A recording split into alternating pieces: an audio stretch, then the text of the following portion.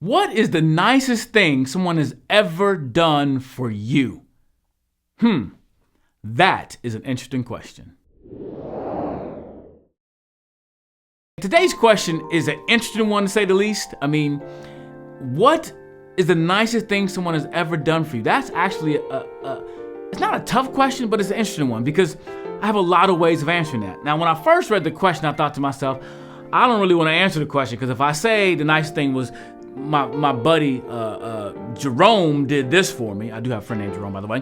Or maybe Stefan did that, then maybe Jerome would be mad at me because he thought it was, you know what I'm saying? It was a comparison thing. So the nicest thing, I didn't want to do that. So I didn't want to answer the question at first.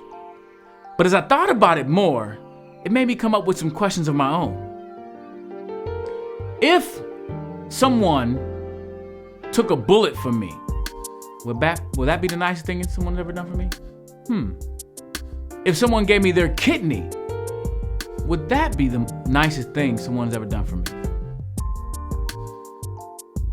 Now, as I think about this question, I have a twin brother who I love. His name is Travis. And, growing up, we got in our fair share of trouble. We did things we weren't supposed to do. I wasn't always perfect like I am now. Whatever. But never once did my twin brother, who says he loves me, never once did he take a whooping for me. He didn't take one for the team. And I must admit, I do love my brother, but not one time did I say to my granddaddy, who got the switch out of the backyard, don't whoop him, whoop me. That ain't happened. And I don't think it probably would ever happen, right? Last question. What if someone gave their life for you? Not just took a bullet, but they died in your place. Would that be the nicest thing someone has ever done for you? Yes, that's where I'm going with this. As I thought about the question, I didn't want to get religious or spiritual, but I could not honestly answer the question without telling you the nicest thing someone has ever done for me is die on the cross for my sins. That Jesus Christ, who's fully God and fully man, came to this earth, came to this stinky earth, leaving heaven. He walked on this earth, he lived his life, and he willingly died in my place. He took the sins of the entire world on himself. That is the nicest thing someone has ever done for me.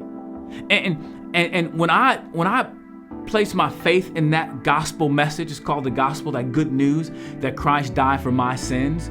When I placed my faith in that changed everything in my life. I saw life differently. I saw my purpose differently.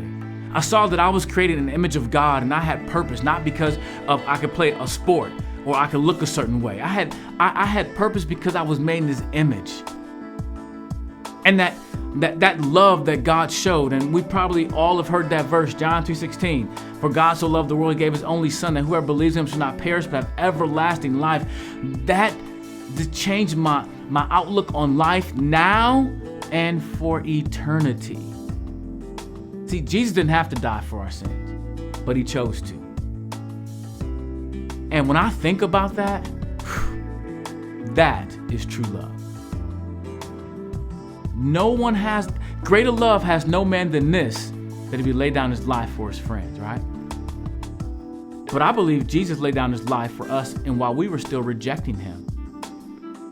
Romans 5:8 says, while we were yet sinners, Christ died for us.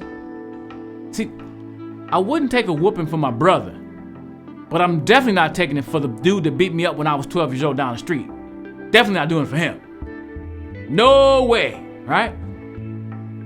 But Christ died for those who rejected him. Think about it, even as we celebrate the Easter season, and many of you have heard the Easter story and how the people were gambling for his robes. He died for them.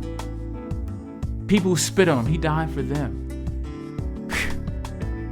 The nicest thing someone has ever done for me is dying on the cross for my sins. That's it. Can't beat that one. You can buy me a car, you still wouldn't beat that. You buy me a house, you still won't beat that one. And you're welcome to try, but you won't beat that one. Because Jesus Christ has done the nicest thing for me for now and for all eternity by taking my sin on himself and dying in my place. Yeah, that is amazing.